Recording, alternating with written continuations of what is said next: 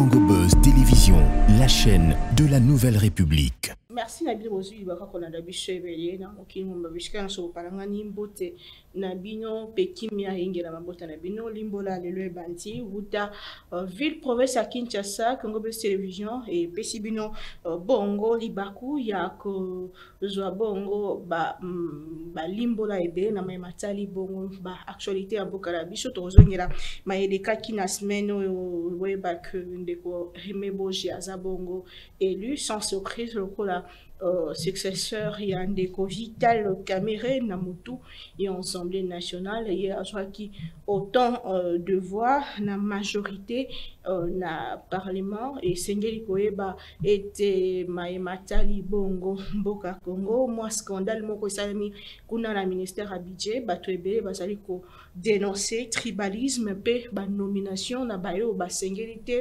na ndeko Adolphe Mositu azali bongo VPM ya budget to kozongela manaka wana likambeta de pe ba fonctionnaire likambeta li bongo vie sociale ya peuple congolais et pe na matali bongo mboka Congo kino lelo to uchwa pito komi pito zokende wa pivolana ki ndeko Patrick Moya kotalisa ke le président Tshisekedi akokoma na États-Unis d'Amérique to répondre bongo na invitation à Donald Trump te soki nano ba trop rwandaise balongo ya mabwele na bisote nyoso wana to solola yango to uti wapi to komi wapi to kende wapi na ndeko fumoto to basanga azali bongo président ya idéal patriote pe bongo fondateur to pe visionnaire ya troisième voie ndeko Mbote Mbote mama Naomi Mbote na balandi bisera sobozwami na ngomanya sobokosepela kolanda biso matondo mingi penza sans surprise ndeko Remeboji président de l'Assemblée nationale azalaki élu na majorité absolue penza na ba député union sur plus de 400 voix autour ya scrutin naé mais on parle de la corruption, on parle de beaucoup de soupçons autour de cette question et même de son choix. Mboka, quelle est votre analyse? Merci beaucoup. Je crois que l'émission Nangana ne sali un mois. On a salé une analyse sur pourquoi Remeboji a démissionné na poste naé, la ministre de l'Industrie. INC Balobi, Poni était, se prononcer dans noté. Et puis maître Mayo, Tchepe Longi, Papa Mboso, Ayepe. Je vous avais dit que Batouana Moutumongo a une chance, Yago Kitana, Vital Kamerhe, à part ministre honoraire Remeboji. C'est arrivé exactement dengue na laksaki que Moto Chamako dans la fonction mounene et ministre Bongo a démissionné s'il n'est pas sûr, Kazo Kendozolok. Et puis le fait qu'il ait été ministre du commerce extérieur, le fait qu'il ait été maintenu par le chef de l'État, ministre du budget, et puis à Longwe, à Golongwate, ça consigne que IEC Tindaye, INC Tindaye, et Tindaye te, Azamona Mukete, à cause de la place Azal. Je vous ai montré la relation Nini, Yé, Azali Nango, le président Vital Kamerhe. Je vous ai montré les lots à Komiwan. Et là, Toloba Ezaboye, tout se péri parce que Tozali Nambula Oyo, Tozoli qui a été Mboule Koya, budget à l'État et Komata. Donc, budget Kozala Okola 15 milliards plus la recette extérieure Kokena 20 milliards. Une première dans l'histoire de Mboka Nabiso, et puis, session Oyo, Ezali, session extrêmement budgétaire, mais ça dit que session budgétaire, mais session Ezaki Kokoso, il y a président Nango Kolongwa avant, Toko Banda na Yango Kaka. Déjà, Ezalaki Mokakatan. Je pense que la première chose, c'est qu'il n'y a pas d'ambition de changer les choses au pays s'il n'y a pas la taille budgétaire conséquente. Donc, budget Ezali, Talata le collègue Sabiso, ambition Mboka Ezokende, na moulaï nini to na mokose nini. Et que budget wana ya monene ndengwana ekoko la voter na précipitation te. Donc, Dialiboso, est-ce que nous allons gagner en temps? Le lot tout na yo, na week-end tout ça là, une quinzaine. Donc, il reste 15 jours, donc à peu près 30 jours seulement parce que le 15 décembre, ils allaient. Alors, tant qu'on prolonger, tant qu'on convoquer session extraordinaire, ils allaient qu'à Bambongo, ils ont kende, alors que Tona Bitumba, alors que ces engagements Mkonzamboka, ils allaient bongo, Konyo Kwama, Dikamba Bitumba, peuple azosela. Donc, je crois que c'est une bonne chose. On peut gagner en temps qu'on va récupérer. Oui. Ben, je ne sais pas si nous allons réussir. Donc, Tobeti Maboko, Tolobi, Ndeko, Emegozi, Azui, Ebonga, Ezali Malam. Mais Toluba, Namakamo Misato, Tomi Bale, Oba député, Nanzela, Nabangumongo, Nabiso, député, reproche qui ancien président de l'Assemblée nationale, notamment gestion opaque, et puis la non-considération des préoccupations des députés. Est-ce que les députés, Babeti Maboko, pour répondre à la position de Bango, tous les députés, pour gérer Malam. Alors, ce que moto a gérer Malam, et que Malam Mongoza pone à peuple. Parce que le président Vital Kamera a été aussi accusé et a bloqué l'initiative, il y a un contrôle parlementaire, ouais. Gestion opaque et non-considération, il y a des revendications, il y a des députés, sans nier d'autres préoccupations dans Kobosa. Est-ce que c'est le rendez-vous raté ou manqué que nous avons maintenant? Gloire à Dieu.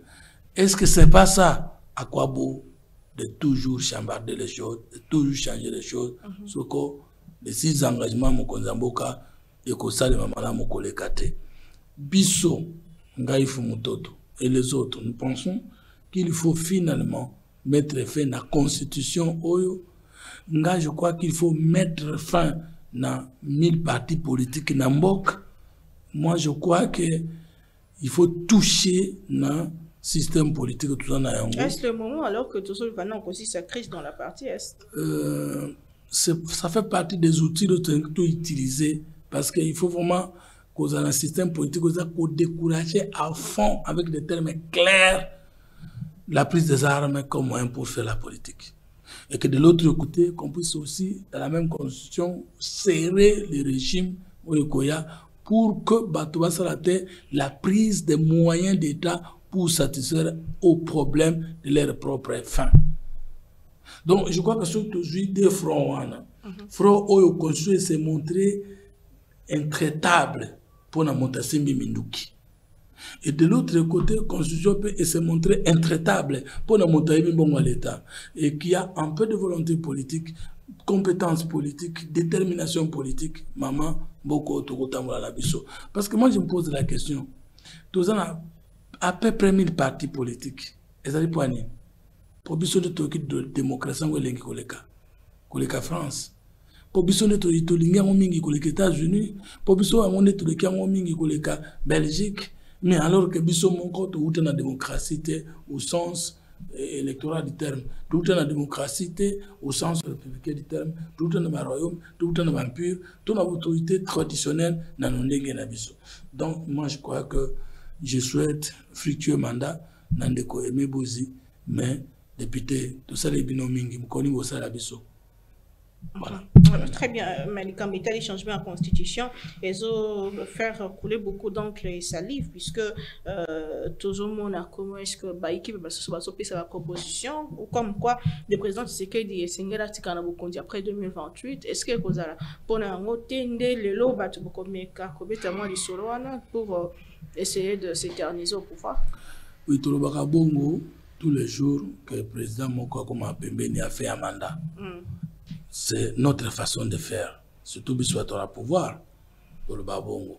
Mais le problème, c'est que tout le temps, la paix a solo que la constitution est la Kokoso Mingi, et c'est tout ça, la Yango, Nandingi, il y a solo, où il faut sunga que na mukonza ko continue, na ko continue te meza na que ba Congolais un jour, ba comment constitution, la constitution de belligérate, ba symbole makanisi, aux alimalam. Est-ce que Mamibe, comme nous tous mérité vous en ayant? Na ko koloba par exemple.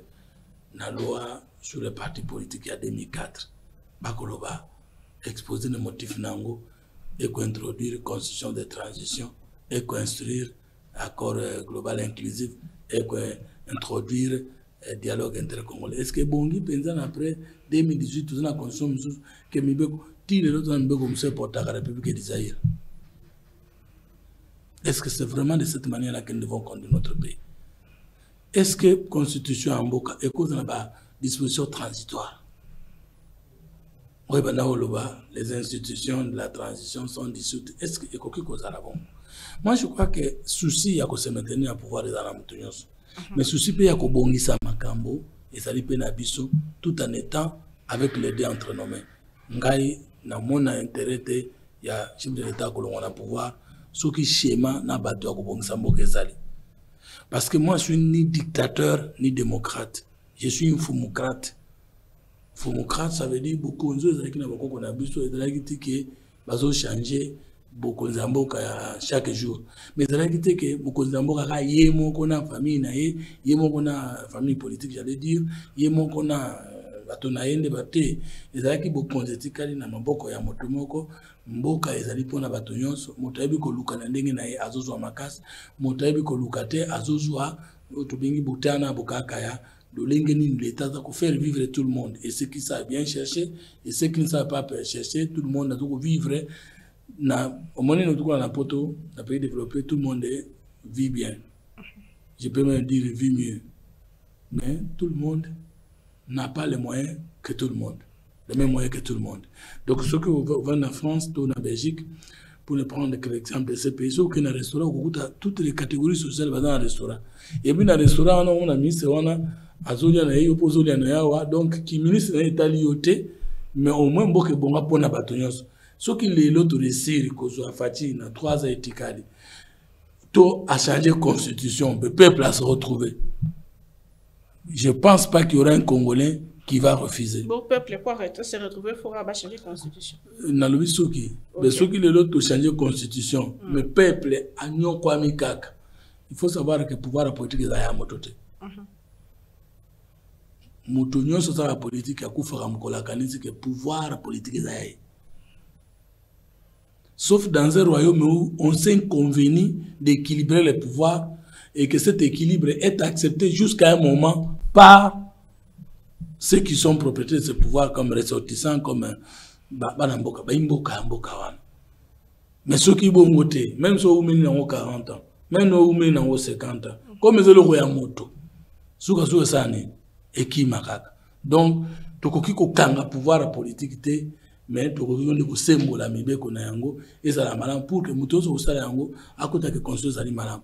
Ce qui va dire que mandat est illimité. Et que ça on peut se maintenir ça minduki. Et que ça est illimité, mais illimité on a peu place à retrouver. Mambo comme ça mandat est illimité, na Rwanda je crois, na Congo Brazzaville consort. Ce qui compte c'est d'abord est-ce que le pouvoir est exercé pour le peuple. On peut exercer le pouvoir contre l'élite pour le peuple, c'est pas un problème. Ce qui n'est pas autorisé dans l'éthique, ce qui n'est pas autorisé dans l'essence, ce qui n'est pas autorisé dans la nature de l'action politique, c'est qu'on ne peut pas exercer son pouvoir politique contre son peuple. Et donc, on a dit, puisque vous parlez du pouvoir et du peuple, et ils ont un couloir politique et belé, il y a déjà les cambitali remaniement dans le prochain jour. Est-ce que opportun?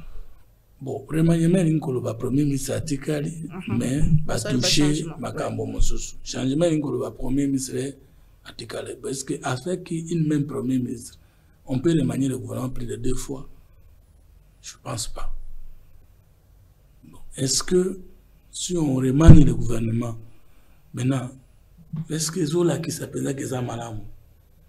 Il ne faut pas donner l'impression que tant tout ça la précipitation, tout ça la éviter, mais en tout moment qu'on doit corriger. Non, un jour mais je ne peux pas conseiller les choses de Kobe Samboka parce qu'il n'a pas dans la poste.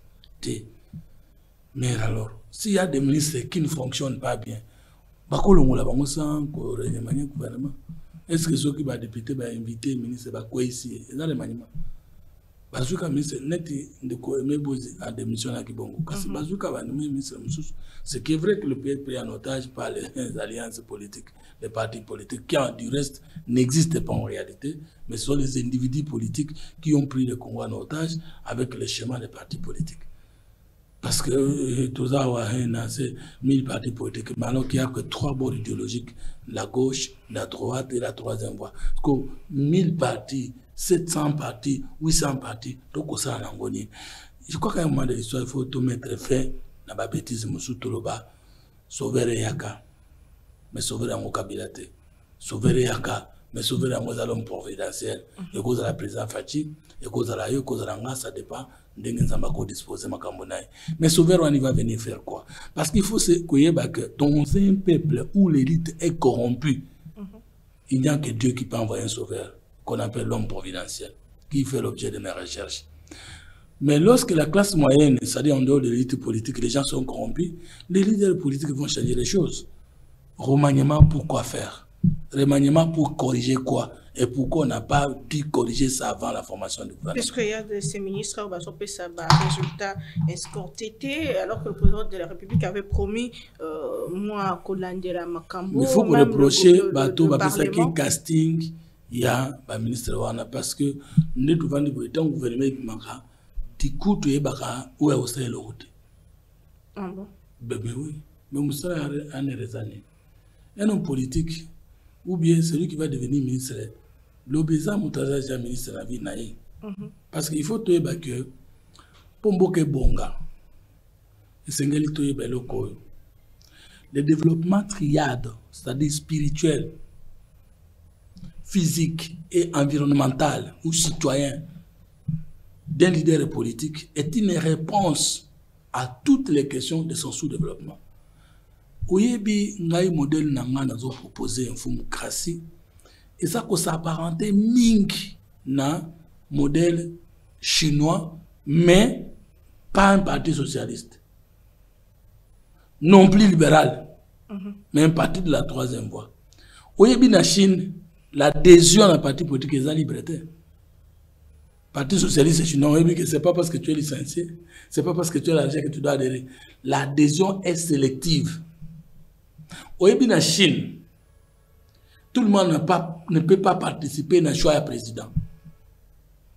Ne peut entrer dans le parti socialiste chinois qu'un mot remplir expérience, compétence, intelligence, qualité ou par résultat dans le domaine à ça avant. Ne puisque dans des adhérer dans le parti. Et puis, Bango, tant qu'on peut adhérer, il y a un noyau qui sélectionne les meilleurs parmi eux.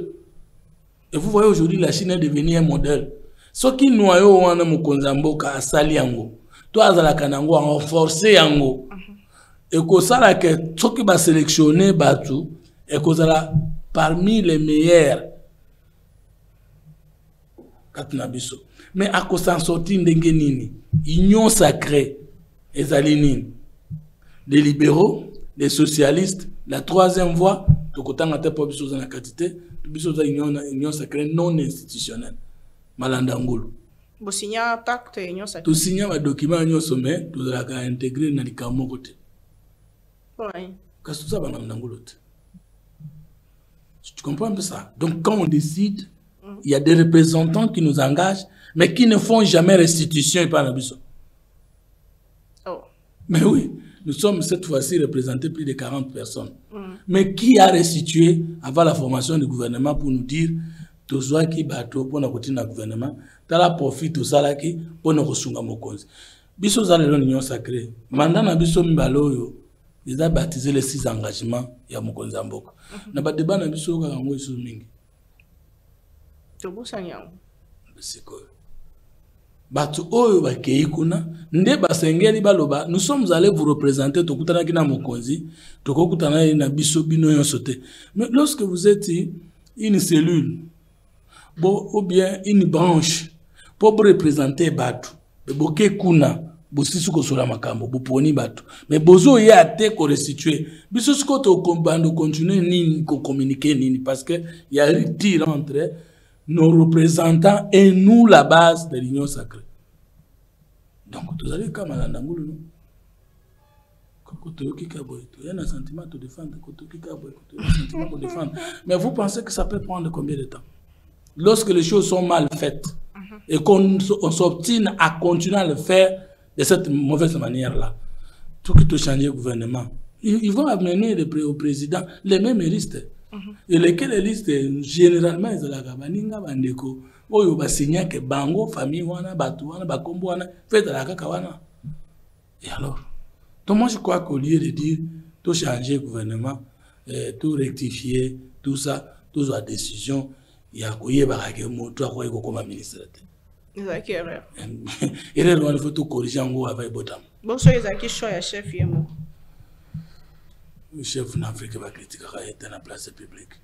Ah. Dans la sincère.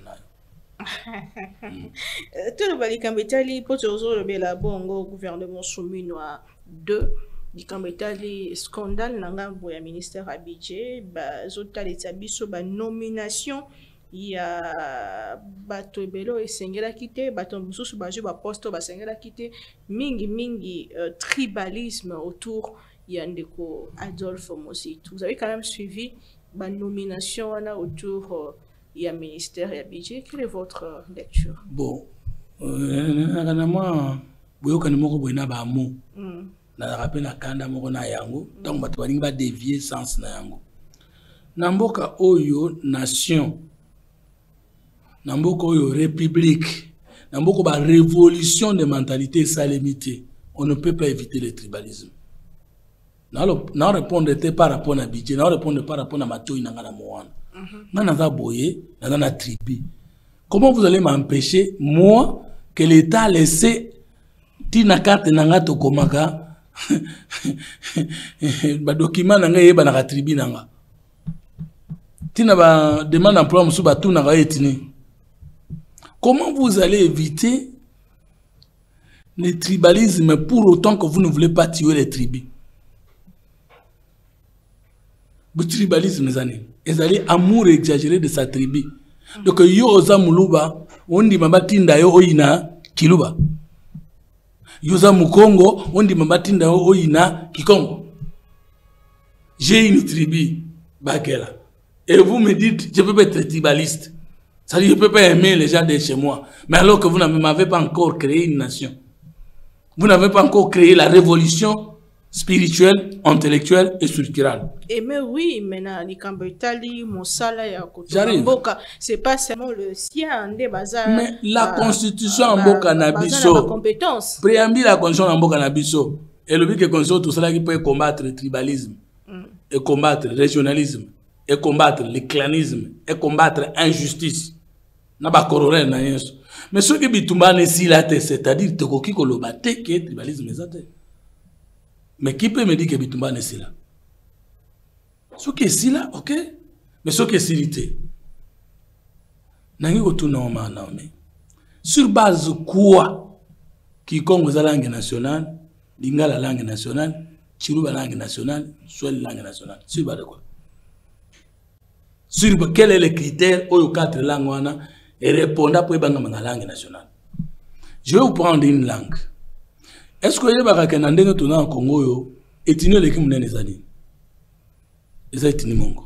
Parce que ils ont un mongo, na mongo. Puis ils ont une province. Comment qui mongo est la langue dialecte, mais qui Congo a parlé quand des provinces est la langue nationale? Ils ont tribalisme. Ils ont régionalisme. Avoir favorisé une langue qui ne remplit pas l'effectivité d'être parlée dans toutes les langues, élevée au rang de la langue nationale, et qu'une autre langue à côté qui est plus pondérée, qui mongo ezatina Brazzaville, tina Gabon.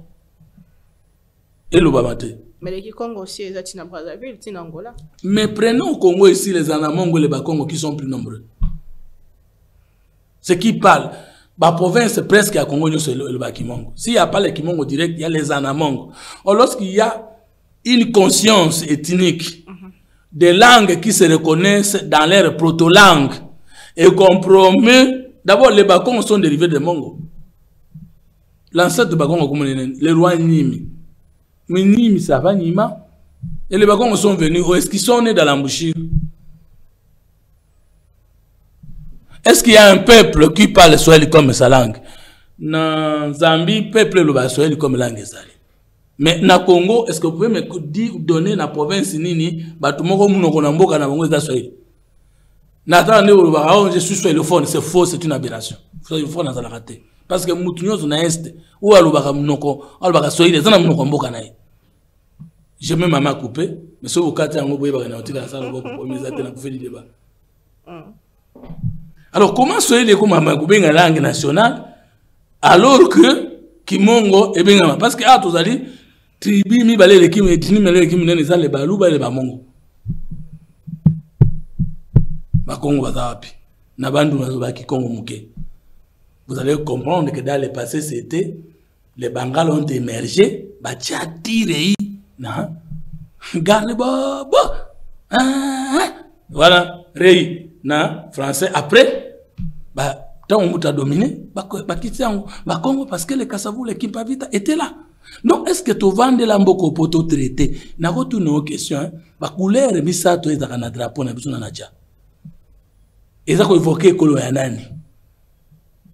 La couleur, na tout ma congolais. Bon ça va recherche, beaucoup dans internet. Bon comment que nous avons été décolonisés sans nos couleurs. Nous sommes restés pays développés et décolonisés, mais avec les divinités belges. Parce que les couleurs dans une élite évoquent des divinités. Tu as écouté en Matembazate. Pour battre les titres de symboles, et ça allait. Nous aurons léopard. Est-ce que ma belge va dans le léopard? Ma belge c'est l'éléphant, non? Bissot c'est le léopard, non? C'est ça l'animal tout le temps, Bissot, non? Mais quand on dit léopard, est-ce qu'il y a un léopard? Couleur rouge, et ça allait. Il y a une question.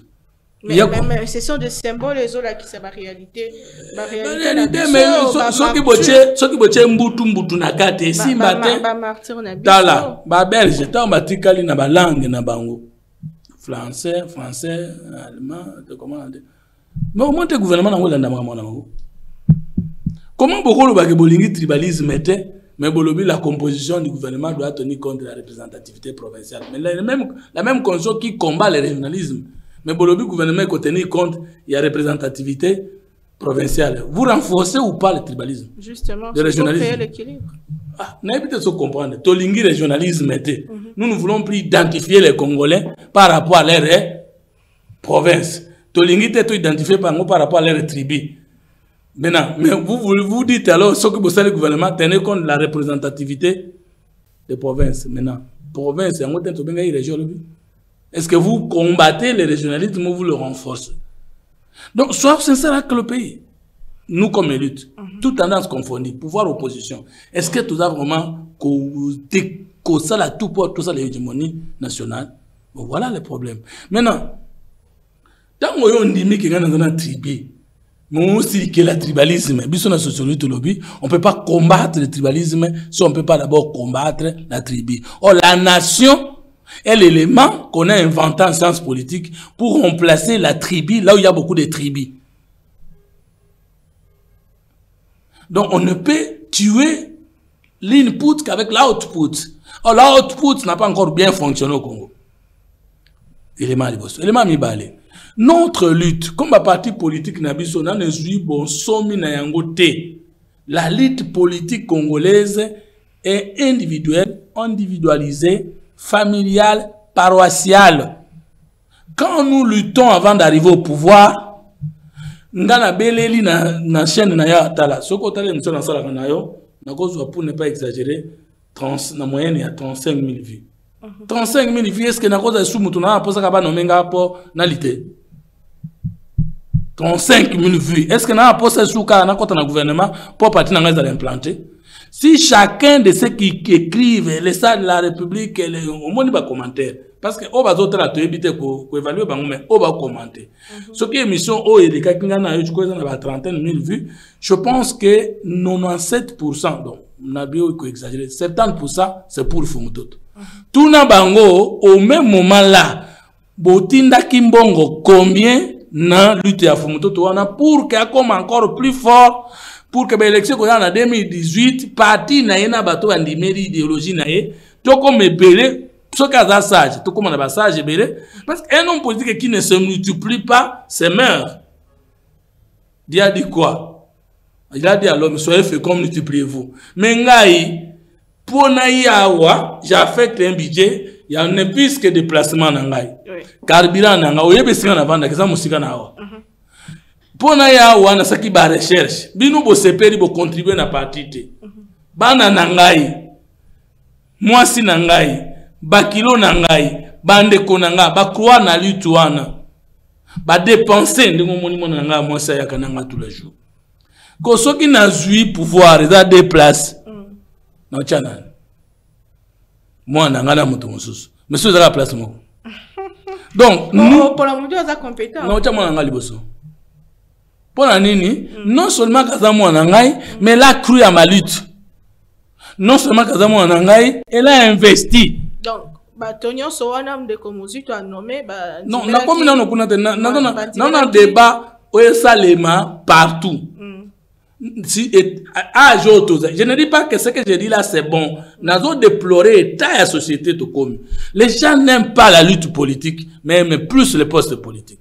Quand on n'a pas encore les postes, on est seul. Quand on a le poste, on est... Alors, ce qu'on peut dire, c'est qu'on a récompensé, parce qu'il a commis ministre, ou bien qu'on a sincère envers les petits groupes qui l'accompagnaient. Et si ce petit groupe n'était accompagné ou n'était constitué que la bande de Konaï. Tout le membre de la partie. En plus de ça, les partis politiques congolais sont tribaux, régionaux. C'est-à-dire, ce qu'on tali bien, Yebisanga, à part Tshisekedi, père, oui, il faut reconnaître. Il a été populaire à Kinshasa, il n'est pas d'origine quinoise. Il a bâti Gizenga Bandundu. Jean-Pierre Bemba, en élection 2006, avait bâti Antoine Gizenga Bandundu. N'a pas si beau vérifier. Parce qu'il y a des sciences politiques, des histoires politiques. Dites-moi, Vital Kamerhe est populaire où? Répondez tout de suite. Répondons. C'est notre histoire.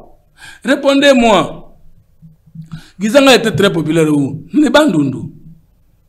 Lumumba a été populaire sur toute l'étendue du territoire national. D'ailleurs, il est allé régner comme fief dans la province orientale. Ils ont beaucoup été. Avant même de citer Tshisekedi, tout citer d'abord Lumumba parce que c'est ça notre histoire qu'il ne faut pas nier à cause des positionnements politiciens. Mais chacun de nous, à Outakawapi, Moutavanda Kana Kinshasa, même pour Moutoto, mais tu sais la grande bêtise de Fumtoto. Élection, je suis allé postuler. C'est pas le tribalisme. Je ne suis pas tribaliste. Pourquoi nous voulons toujours parler des autres tribalistes? Moi là, je ne suis pas tribaliste. Grandi à Kinshasa, aimé par les Kinois, promis par les Kinois, la presse congolaise et la diaspora.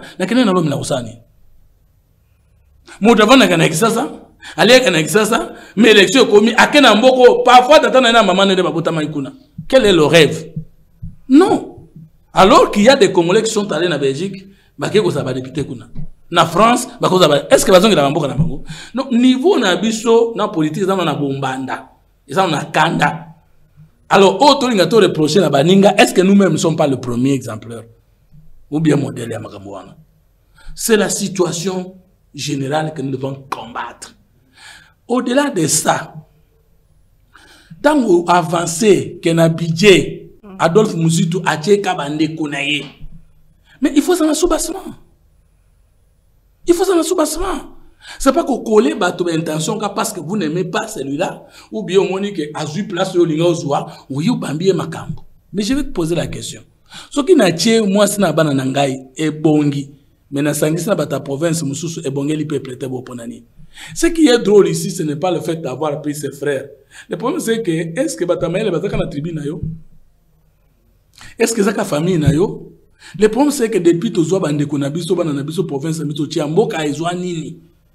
Là ce sont des antivaleurs. Mais si nous pouvons utiliser nos familles pour sauver nos pays. Mais nos enfants là, nos tribus là, nos familles là, ce sont aussi des Congolais. Mais il faut veiller à l'équilibre. Est-ce qu'il y a que de compétences chez vous? Moi je pense pas qu'il faut veiller à l'équilibre. Il faut veiller à la qualité. Et que cette qualité ne se retrouve pas que dans ma tribu. Cette qualité n'est pas que dans ma famille. Mais ceux qui n'ont pas équilibré, dans un cas de poste à copier ça, qui nécessite des compétences, il y a 4 femmes compétentes, vous me demandez la parité, alors que les 4 hommes qui sont à côté sont incompétents. Je fais quoi? Moi, j'ai choisi la qualité, j'élimine la parité na R1. En même temps que je prends les 4 hommes incompétents là par l'argent de l'État, on les forme à compétir mieux demain.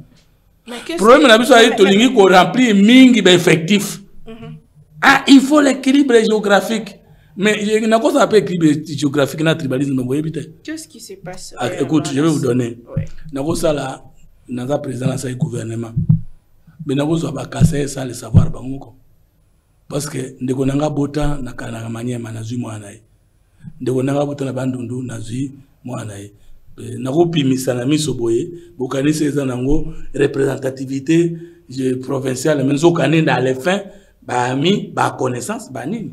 Donc nous n'allons pas nous en sortir avec des effectifs inutiles. Nous allons nous en sortir lorsque nous comprenons que il faut des compétences et des consciences éprouvées pour sauver le pays. Et que Mukonzi Amboka, ministre, président de l'Assemblée nationale, chef des partis politiques, bakoti na dans soana. Tant que bakoti te, okomona ba présenter mutu ya Sidi Kasai, mais nzoka mutu wana mutanor Kivu, mais mutu autre personne ya Sidi Kasai, c'est son frère. Est-ce que devons-nous continuer à combattre nos parentés ou devons-nous plutôt mettre fin à l'antivalère en favorisant la méritocratie, la compétence, les qualités? C'est là. Donc maintenant, je vais revenir sur le budget. J'ai entendu comme toute autre personne et j'ai fait mes recherches. Maman Naomi, dans le ministère du budget principalement, il y a 18 directeurs. Et au total, ça fait 38 parce que Moussoussou, Baouti na ordonnance présidentielle, Bamoussou Baouti na ba affectation, Bamoussou Baouti na ba arrêté. J'ai ici les noms, les partis politiques et les provinces des 34 directeurs et émissaires à budget, Oyo Adolphe Muzitu, Aza vice-premier ministre. Totanga, Tokuta Bata Muzitu Baza Boni. Parce que Koloba c'est facile, qu'on démontrer c'est difficile. Cette liste, justement, ça date des camps, puisqu'il y a arrêté et Utaki Kozala signé, où on nous dit que le VPAM Adolphe Muzitu a nommé Batu Ebele à Sanga politique Naye au Barsali, justement, il y a Ekolonai. Oui, je voudrais d'abord tout en liste Ezali na budget. Ce qui est liste dans le budget, on a 34 directeurs qui ont répertorié et ça kaka directeur manque dans le bandundu, muta kwilu parce que bandundu est soutenu comme tel, mais muta idépès. C'est là. Deux, ce qui te suit parce que au bout de la liste tout est kaka bon premier até. Deux fois. Na budget na vice-premier vice-ministre. Adam muta wapi. Parce que ce bateau abi, bateau nyos batie kuna bateau nouvelle est là. Mais Élysée beaucoup moins. Azali autorité morale, il y a FPAI ma famille politique. Bo bateau naie pe bazakuna bazalika bateau Adolphe Muzitu. Non. C'est ça le problème maman. Problème ezali, il faut qu'on bimisa, ce qui motalinga lo ba na moni liste, abimisi liste wana. L'histoire on a place publique, to critiquer. Tant que tu critiquer to kota là, dérapage zali wapi, déviation zali wapi. Mais est-ce que la nouvelle est là, batonya so membre la nouvelle est là, bazalika batabandondo, ataka batakwilo. Est-ce que nouvelle est là et ça na bandimi na province mosusu te. C'est ça le problème. Pour nangai, je viens de donner effort nyos to ko sala na domaine wana. Tout en disant que et tout le tribalisme mais tout beau ma tribu parce que bah français pour pas comme on a français comme langue nationale bah qui peut na ba langue belé mais ils ont décidé de sacrifier ces langues là au profit d'une langue nationale. Pourquoi est-ce que nous ne pouvons pas avoir le courage de former une seule langue nationale? Pourquoi est-ce que nous devons avoir 4 langues nationales plus les français 5? C'est le problème. Ça le problème. Donc, moi, je n'ai pas l'information. Moi, je n'ai pas de données d'affirmer qu'effectivement, 80%, 60%, le cabinet Adolphe Muzitu, tout 70 ou 80, nous sommes en déconnaille. Mais moi, je prétends des blocs avancer. Mais je vous ai donné là 34 directeurs, 34 hauts cadres. Moutou monko kaza moutou akwilu et moutou anga akwilu aza membre ya IDPS. Entre bateaux à diriger le ministère à budget, na bateau dans le cabinet, et ceux qui sont tribaliste, pourquoi il ne peut pas entrer là-bas où il y a les gros morceaux alors qu'il y a Non. Il n'y a pas de fumée sans feu. Est-ce que quelqu'un boutiquerait un complot contre Adolphe Muzito? En politique, tout peut arriver. Oh, il y a pas preuve. Alors qu'ici, en ce moment-là, même si tu regardes Adolphe Muzito, tu es sous tes. Mais le combat politique, comment on peut imaginer politiquement qu'on jusqu'à un niveau à vice-premier ministre Abidjan et puis qu'on échappe dans le contrat d'attaque politique. Ngai awa kutu na dans poste de l'union sacrée. Au moins on a bakenda na YouTube ti émission tout ça qui na yo et ça 7 mois baké ko kata pe ba komi likolo. Fumutoto annonce de l'union sacrée annonce le retour de Kabila. Mais kuna ngana tangu tukoma Kabila te, on parlait du PPRD. Et tout le monde qui a un contexte, bah coller en gros na outi koloba après la messe noire de Nairobi Kabila na batuna. Bon, moi qui suis pas encore aux affaires, on m'attaque. Parfois même on a vendu comme ça union sacrée. Et bongo hiyo komi na musala muna lokola vice premier ministre Abidjan. C'est question que mon tournoi sont à ce poste politique à la présidente de Makamazo Sala pour ne pas donner aux ennemis ou aux adversaires politiques des portes d'entrée. Très bien, merci beaucoup. Il y a aussi un autre dossier de paie de fonctionnaires qui est pour moi et selon les informations, le ministère du budget serait aussi derrière ce qui s'est passé. Moi, je crois que le budget qui est en train de, ça c'est mon point de vue, qui est en train d'être exécuté maintenant, parce que tout la politique budgétaire, tout la plan de trésorerie, et puis tout la schéma au Le ministère du budget aligne les dépenses, mais le ministère du budget ne paye pas. Le budget autorosambi Adolphe Muzito na rigueur na ndenge plan d'exécution na mwezali na ndenge politique budgétaire. Mais il faut savoir que la politique budgétaire est combinaka d'une manière générale le ministère du budget mais profonde le ministère des finances. Là ce qui tokei kota la budget auto ko voter oyo. Le budget à rigueur d'Adolphe Muzito ngwana non, mais budget année passée, il y a côté na kata budget wana et ça budget oyo yé à proposer te na gouvernement bien sûr. Donc est-ce que Mkonzamboka a koki kondima na politique et sociale nae va bloquer na MVPM ya budget? Mkonzamboka kondima mloko na te. Mkonzamboka donc biso dans la carte ya gouvernement te, ils ont makamso salema na niveau gouvernement mais ekoko bima lokola kambo ya portefeuille moko boye nzokande eza likambo ya politique générale gouvernement. Tous en bitumba, tous en social, tous en décaissement à Makasi, na côté infrastructure, à Kinshasa, plus de 300 km. C'est l'argent. Ma beso qui t'aura dit que, t'as Adolphe Muzito a détourné Mbongo, il y a groupe et il y a bateau, pour n'abouer.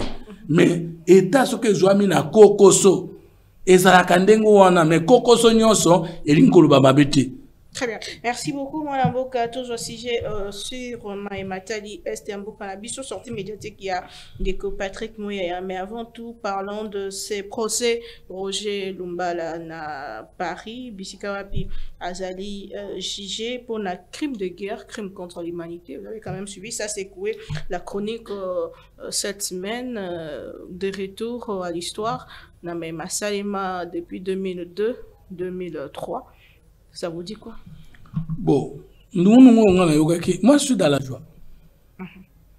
C'est pas dans le sens que malheur des uns et bonheur des autres. Je suis dans la joie de dire qu'un jour il faut qu'on décourage ceux qui ont choisi la prise de la mort des Congolais comme moyen pour arriver au pouvoir. Parce que les Congolais nous mal attaquer à montrer la Congolais. Quand on a eu comment qui nous ont abandonné, ce qui a sur la bombe. Mais je peux pas penser qu'on a été rebelle, qu'on puisse me dire qu'on n'a pas tué les Congolais. Parce que même si physiquement, mais on a droit à qu'il y a l'élément moral.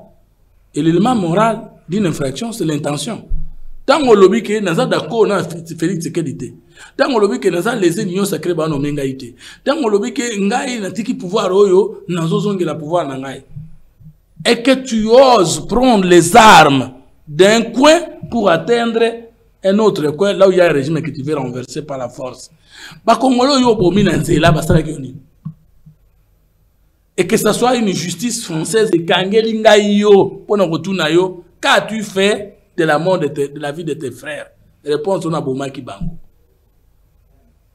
Maintenant on dit non, Abeleli Moututel peut faire comparaître. Oui, Puisque Zaki va voler, il dit avoir dirigé le volet politique et le volet militaire. Même si Batou Zoloba, Moutouana Kendete, même si Batou Zoloba, Babengi Yete. Oui, qu'on vous appelle, qu'on ne vous appelle pas, ne faites pas vous partie de ceux qui ont tué les autres et moi. Nous avons grâce que vous se retrouvez comme ça, vous pestez nanga, moi et les autres messages forts en disant oui, il y avait aussi des régimes avant l'arrivée de Tshisekedi au pouvoir. Mais il y a quand même des Congolais qui mitema, les 13 parlementaires, l'IDPS, Gizenga et nous autres en disant ça a commencé, ça prendra fin, mais combattons avec les moyens légaux et démocratiques. Et les autres, Tshisekedi a donné le pouvoir à Boma Batouté. Tu sais, maman Naomi, malheureusement, et lorsque l'homme politique a manqué les niveaux spirituels, scientifiques et politiques d'État. Et c'est ce qu'on comprend. Malheureusement, peuple banda, l'homme politique congolais, ayaka kosta la politique sans koye ba politique zanini. Sans koye ba bonzambe ya moto zanini, bon moto ya nzambe zanini, bomboka ya lokumu zanini. Parce que moi je crois à trois choses. Je crois à la divinité de l'homme, en la divinité de l'homme, comme image et ressemblance de Dieu. Créateur des solutions aux problèmes de sa société, aux problèmes de sa vie et même aux problèmes de Dieu. L'homme est un créateur des réponses à ces problèmes. Tout homme conscient est un Dieu, capable de libérer son peuple, capable de se libérer et capable même d'aider Dieu à fonctionner. Moi, je crois à l'humanité de Dieu. Ça veut dire l'homme est le temple de Dieu. Ça veut dire Congo, il n'y a pas de miracle en dehors du travail. Organisé, assidu et collectif, individuel et collectif. Mais la RDC demande extraction. Nazoya, moi je crois à la citoyenneté d'excellence. C'est-à-dire, Bombo Kayalokum.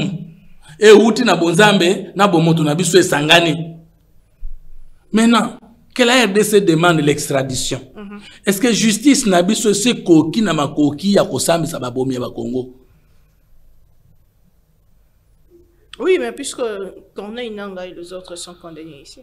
Mais est-ce que Bansé rebelle est dans l'union sacrée? Est-ce que Bansé agresseur est dans l'institution? Pourquoi nous ne pouvons pas les poursuivre avant tout ça l'extradition à région Mbala? Moi je crois que ceux qui basenga qui ne totinda ba mususu ba rejoindre kuna.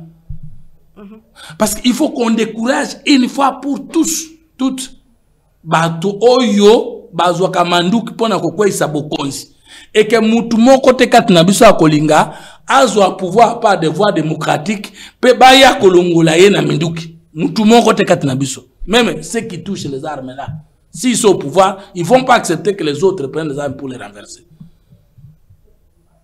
Donc,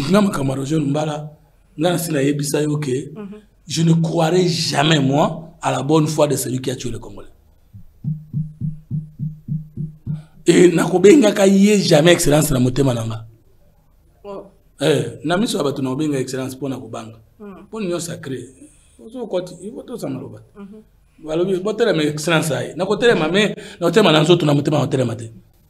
Parce que je ne peux pas quand même appeler excellence quelqu'un qui a tué mon enfant. Et mon enfant dirait soit ça et le côté.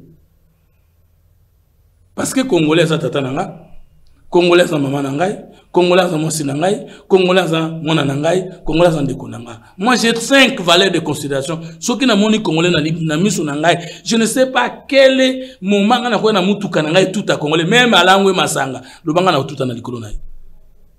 Et j'ai toujours dit à mon chauffeur, Congolais tie le kolona balabala. Je n'ai jamais accepté un chauffeur avec un Congolais, zoba bololé, jamais. Parce que si on choisit de faire la politique, il y a ce qu'on ne peut jamais faire. Jamais basalaka boxe, basalaka judo, po bundana moto, basalaka judo te, mandeo la ring. Obeta epo yekola. C'est une infraction, non? Politicien beta peuple te. Politicien bundana moninga politicien. So boma moninga politicien. Yo boma peuple ndenge ni peuple za mokonzi na. Mais est-ce que l'extradition bazo senga ekozala pour essayer de protéger, essayer Ce qui basengi aye baya na bango mais avant to senga ye oyo bakangeli biso kuna pourquoi ba bomaka to kokota bango na bolokote mais la politique politique la question à gérer à intérêt au kanti tata intérêt ekoki kozala te sur liwa ba congolais bukonza mboka ya saboma mutu depuis abotama tata na saboma mutu bongo kende ye atana ndoto na kokotela mbomite ya saboma il dépêche saboma mutu kobeta mutu mbata ezama be bongo kolongola moninga na mokili za malamu. Vous avez intérêt de ma vivante et vous avez une excellence. Les gens ont nanga nega bomi boy na kabila baya wa totandela bango drato ba excellence boya. Ndema ezo senga mapena droit s'il faut tokende na ngambo kuna ba masolo zali kokoba entre autres likambo etali ko chamando kinase ko yokana et puis ko juger kaya moto na moto. Mais soko ozui malubanga na lwa kini émission a fait passer. Kengai, je ne peux jamais croire na doa. Oh. Lorsque doa peut m'amener les criminels, les tueurs des Congolais aux institutions. Mais s'il n'y a pas de doa, c'est que les États-Unis quoi avancer. Mais yokate, na lobaki na bongote. Mais où tu kolanda ministre de la communication maloba lobi na yanga wana za musikate. Donc au Kenya les États-Unis te soki batu pe rwandaise balubandolo mwana mabele na bisote. Je crois que c'est une décision d'État. Pendant ce temps, vous signez l'Ikambetali cadre d'intégration régionale et économique. Intégration régionale et économique, c'est boyokani. Boyokani. Nzambe na satana. Bakabona kati. Mais comment Nzambe na dossier à Job, bakutana kati. Donc, tout koko kutana nemi. Parce que intégration régionale, ils allaient nini. Ils allaient nous en avons besoin. C'est ça l'intégration. Ils ont la route nationale. Toutes les provinces en ont besoin. Ils ont la route régionale. Intégration économique et régionale, ils ont nini. Ils ont dans la posa et pas na yo dans la posa et pas nanga. Soki yote ngana kukomate, soki ngate yo kukomate et donc soki to créer le koana même tozo yo kanate na peso ga par exemple balabalo ememaka na lopango yo la ovandaka. Mama Naomi. Kasi na balabala no koza pena mutu moko boyoka na kate mais bolekisani mais balabala na bolingebe bate parce que eza quelque chose d'intérêt commun. Mais intérêt commun ngolo bate batu mbale wana bazoyoka. Je voudrais que mna préciser place on pas batoka bien. Balabala na biso école tsaka yo école tsaka ngai. Mais ngana oto yoka na kate. Mais tant mutu ayaka ta balabala wana ngana to sani. Tokota kana yo na balabala moko. Mais ngana oto yoka na kate. Iyo koti ngana koti. Sikoyo moto moko to moninga na ngato monguna na biso mbale. Aye acha libulu na balabala tokotaka. Ngana on nous aurons quelle réaction? Face na mutwana. Mais c'est ça.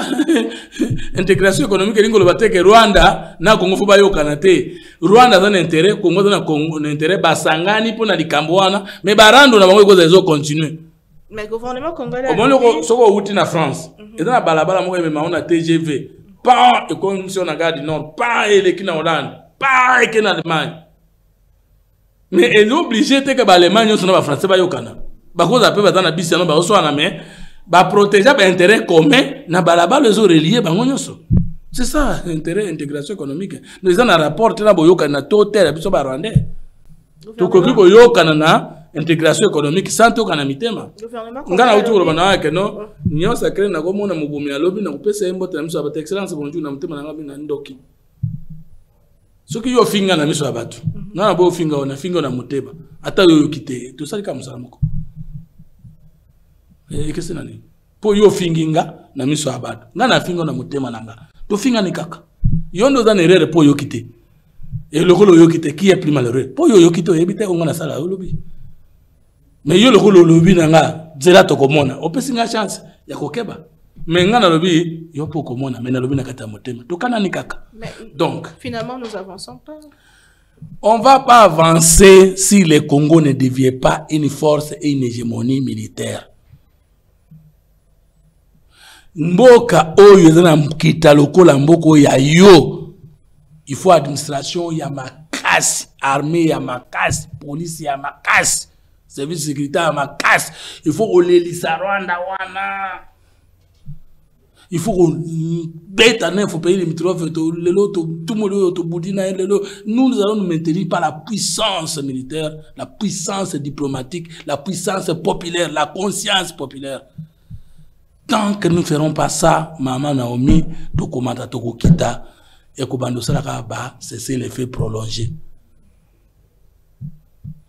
Le petit Rwanda là, ça s'est développé dans biloko ne uti na ba province nani comment on appelle ça frontière poreuse ko mpanda mu ya Rwanda wana babalaba ne ba ebandi ko zala malamu likola mo yibe pa na yo contrat nini ya kondima parce que écoute baloko takanya so bakenango oyo ki ministre information zo ba communication zo bani mais défense wana ezande lobelia ibango ba to signer contrat ye muta gouvernement yuka ndinga fungoli to kolobangonde langage diplomatique elingi kolobande équipement militaire na yango na bango bazana mabele na biso parce que zo mesurer gravité kambozo kana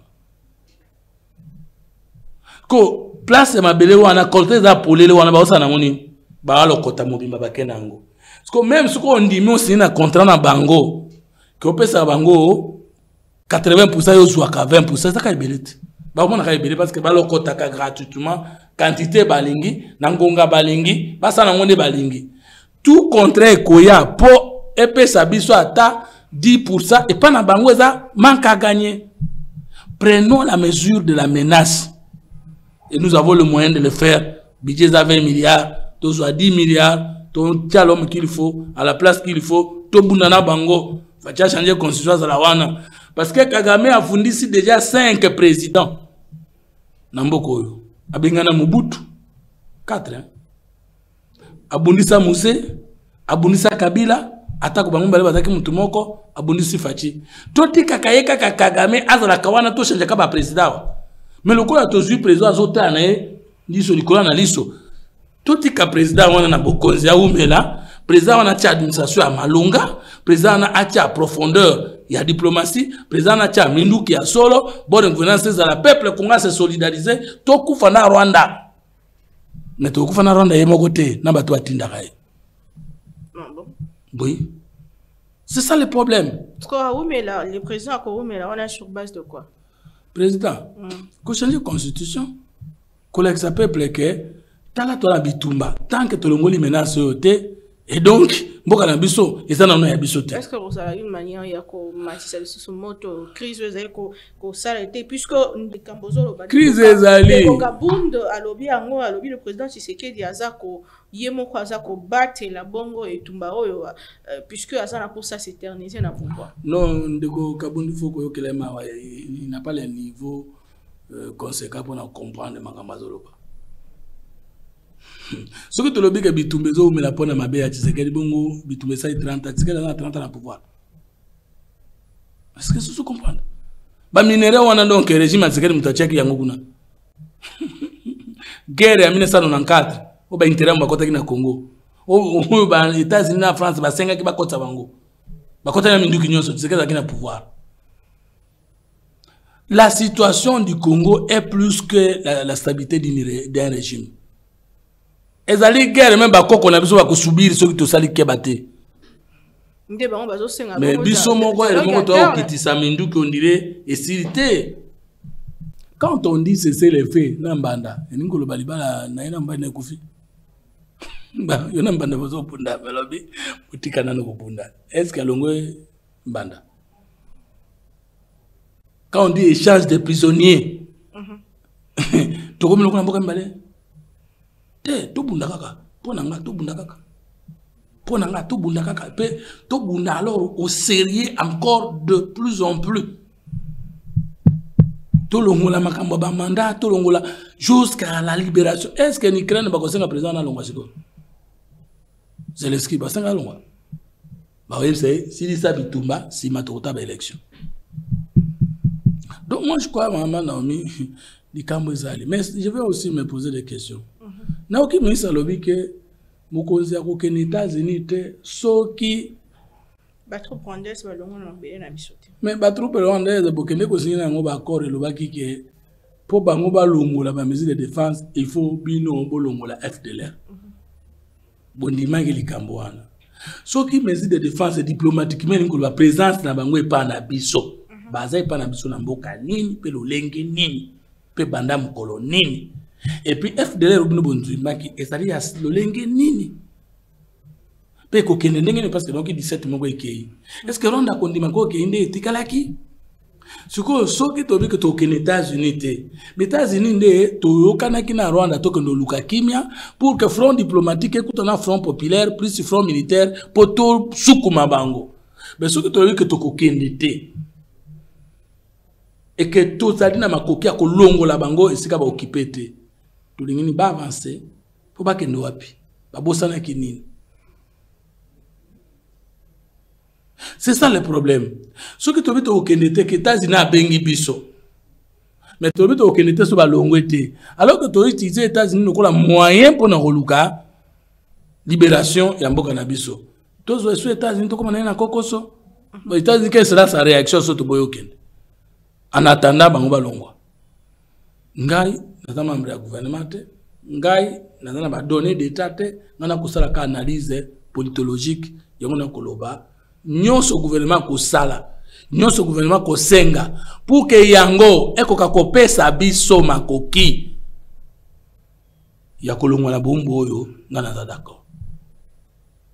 Voilà un peu. Mathieu Domingue Monamboka to chité na dossier Matali Bongo kopekisa ba ensemble provincial ko sala ba motion de défiance pe ko longola bongo ba autorité ya province de Monaki. Comment est-ce que même le député national Meshak Mandefo Benisaki VPM intérieur pour retourner à la question sur l'état de la province nabiso, ce qui le gouvernement central dit que c'est pendant cette période de crise il faut pas tout qu'il y ait un contrôle parlementaire. Est-ce que ce n'est pas favoriser la corruption et le détournement? Est-ce que ce n'est pas finalement bloquer le contrôle parlementaire qui est justement contraire à la Constitution?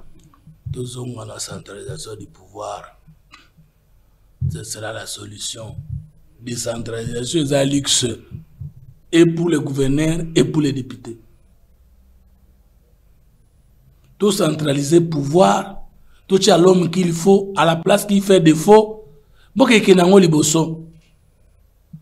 Parce que ce qu'on s'est l'Assemblée provinciale a contrôlé le soutien. Alors que dans la politique, l'ennemi du peuple, c'est celui qui gouverne. Il faut lui mettre un lion qui le contrôle pour que banga na bango mbaleta ba so na peuple zokende. Mais pas na biso awa. Ba motion oyo to pekisa, o misa o pekisa za nini? Eza ba motion monnayée. Motion alimentaire. C'est quand biso kamonyo tout ça la inverse. Gouverneur azali, ba député ba ta posa obenga na ye pesate. Aleisa. Na kutana bande komoko mukolo moko na bolo ba kombo c'est ridicule. Mukolo mazoba oyebi ke biso ba député toka lokola bana mike. Soko bengisi biso moni mona muke biscuit. Ça dit mbo oyo bato ba censé ko contrôler, ko renverser ba ko pesa bango. Comme les VPM de l'intérieur a toutes les données d'état. Que ba motion ngo ezana sens à décentralisation té. Mais ezande ba cop. Alors que chaque député a son salaire, bakati bakop wana mabeza. Mais ce que ezali ndeko pekisa ba député basala musala malamu, ezali mabe. Comme moi je n'ai pas les données que le VPN de l'intérieur, azanango na salika analyse. Mais quel sera le sort des gouverneurs qui ne peuvent plus être interpellés par le sort du peuple? Na règne ba gouverneur oyo gouvernement national est occupé, assemblée parlement national est occupé bango souté, et que la province bazo banga sous ba député et que ce sont des mauvais gestionnaires. Peuple congolais pour se retrouver ndenge nini. Je crois que toko zwane ba mesure pour mieux faire fonctionner la décentralisation qui pose un problème théorique et pratique na Congo, et même je peux dire un problème théorique, pratique et culturel. Est-ce que culture n'a biso pesé à décentralisation? Est-ce que le gouvernement central pensa à l'Ingakatika, le gouvernement provincial, les assemblées provinciaux autonomes? Est-ce qu'il fallait tout dans la conscience Zoloba, n'abami solo ou et salimé entre le gouvernement central et le gouvernement provincial et c'est non le gouvernement central soit bon on a ya nangwe pa na ye banga yo kusongi sa 40%. Non. Ce qui tout ça qui pendant la décentralisation financière réelle, tant comme conscient to mettre le bas retenir kango na source. Pour tout ça les ensemble na mabele nanga. Mais il y a ma bélé parce que le gouvernement central a plusieurs provinces. Oui. Mais le gouvernement provincial n'a qu'une seule terre de sa province. Pour les niaisons, on a ma cambo bélé kuna, ils ont gagné 40%, au cas où 4 à 10% à caisse de péréquation, et au moins, ce que le gouvernement a comment le coup là, petit garçon de course. Parce que le pouvoir central n'a pas encore compris que le développement s'appartient à la province. Ils sont tout le temps à Kinshasa en train de... Oui, parce qu'il faut négocier à Kinshasa. Donc cet état de choses, Ezali Mabé à tous les niveaux. Décentralisation précipitée, c'est un problème. Inquiétude politique, c'est un autre problème. Qu'est-ce que le gouvernement veut? Central. Moi, je crois que c'est impulser la culture de la décentralisation. Ce qui est la solution. Mais, quand il y a un gouvernement central, et ça problème, parce que le ministre intérieur ne va pas faire le contrôle. Donc moi je crois que le problème est à un niveau de la culture politique. Qu'est-ce que nous voulons? Devons-nous avoir les textes à notre merci? Non, la loi est dure, c'est la loi. Les textes doivent poursuivre un idéal plus éloigné, plus potable, plus possible, plus providentiel, plus humanitaire que ce que nous sommes aujourd'hui. C'est ça la loi. La loi aussi doit tenir compte de notre niveau. C'est ça la pédagogie. Et nous devons dépasser nos faiblesses vers l'idéal qui est le salut du peuple. Mais lorsque nous voulons adapter les lois de la République à nos faiblesses, c'est le blocage éternel de la République. Donc, moi je crois que je ne soutiens ni l'interdiction des autonomies des provinces, ni l'autorisation des autonomies monnayées. Et je crois que tout allait. Il faut la troisième voie. Donc, il faut tout il faut que les provinces soient autonomes, libres, tout en étant aussi interdépendantes. Parce qu'il y a une hiérarchie. Mais il faudra que le pouvoir central soit un rôle et arbitrage pour mieux aider les provinces à mieux fonctionner et non pour installer la tutelle négative. Et il faudra que le gouvernement provincial central peut atteindre la motion wana. Est-ce que ça y a mabé? Ce qui a mabé a découragé. Ce qui a malamou. Alors, au lieu de décourager les mauvaises émotions, il faut instituer les procédures pour les meilleures motions. Et le Congo peut bénéficier. Ou carrément, tout ce qu'on a centralisation du pouvoir. C'est pratiquement la fin de l'émission. Parlons de Kinshasa et des inondations après la pluie. Et comme Bomi s'annonce chaque jour qu'il pleut, il y a des inondations. La route qui est découpée en morceaux, le lot, et qui la capitale où est impraticable après la pluie, malgré tout ce qu'il y a comme chantier dans la ville. C'est logique. C'est normal. Mboula, c'est un phénomène naturel. Aucun pays ne l'a battu, au moins jusqu'à aujourd'hui. Mboka, mon côté, à Bomaye, il y a un peuple, il y a un moto. Ils ont raté les États-Unis, ils ont raté la France. Mais gouverner, c'est anticiper. Quelles sont les mesures autres qui doivent pour ne vous parler que de chez moi? Regardez ce que j'ai fait. Le bandit ko tchaba pavé, n'est-ce pas, c'est pendant la saison sèche. Ça aucune idée que ngana tikala ko la classe wana te, mais bolingo lopanga bonga na sa ba pavé tina porta na kwa bana. Mbula liboso irate mbula mi balé et côté di bana nanda ko nyoso. Faut un mbula po ya yaki na quantité mais faut nanga papa bo banocha yo expert na domaine wana. La volonté ne suffit pas et la compétence seule ne conduit pas, ne délivre pas. Il faut anticiper. Mais ceux qui n'ont bien qu'expert na topographie, je sais pas moi, na kota la mabele, alinga lo bananga komati sa pavé oboyete mukolambula et koya. Quand je suis sorti hier, quand on a na talimboule stagné, na comprendre.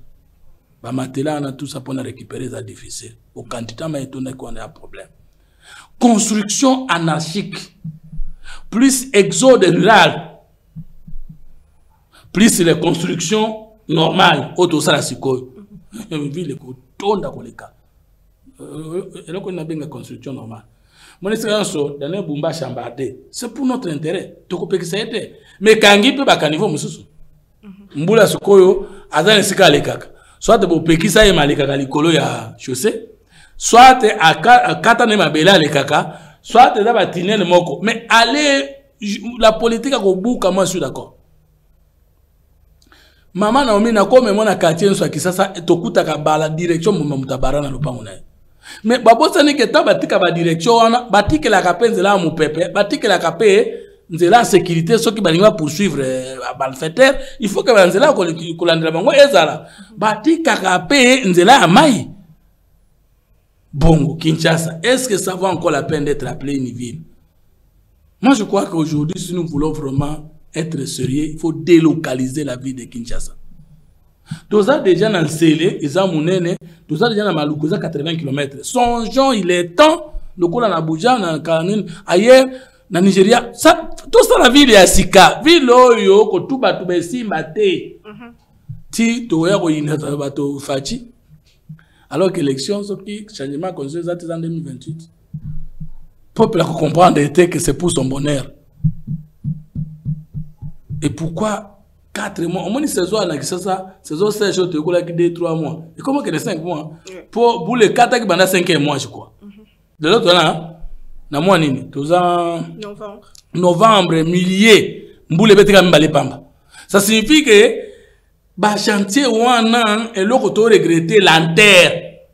N'ébite tu yokana que temps, yoko yake pas na bisote to lingi yote. Alors que ce côté de Mamboka, Moussouba ouvrage, où il sera 30 jours, il sera 3 mois, maman ou tchama beaucoup na moutou.